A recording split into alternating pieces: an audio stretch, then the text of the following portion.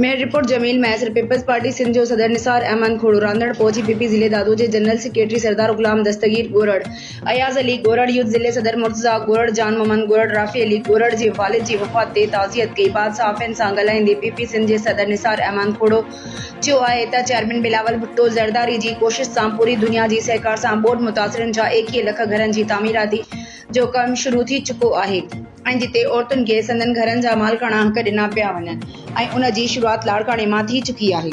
निसार खोड़ो चयो त सियासतदान हिक ॿिए सां मिलंदा रहंदा।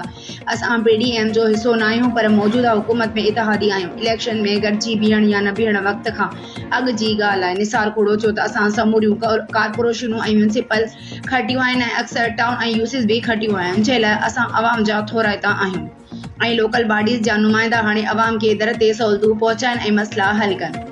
निसार खोड़ो चयो त असांजी पार्टीअ जी उहा डिमांड रही आहे त असेंबलियूं पंहिंजो मुदो पूरो करे। असां वक़्त खां अॻु असेंबलियूं ख़त्म करण जा हामी न आहियूं ऐं न वक़्त खां अॻु या वक़्त खां पोइ इलेक्शन जा हामी आहियूं, जंहिंजो इज़हार चेयरमैन बिलावल भुट्टो ज़रदारी करे चुको आहे। पर मौजूदा हुकूमत गॾियल हुकूमत आहे, कंहिं हिक पार्टीअ जी नाहे। उन करे गॾियल फ़ैसिलो कयो वेंदो त कंहिं असेंबलियूं ख़त्म कयूं वञनि।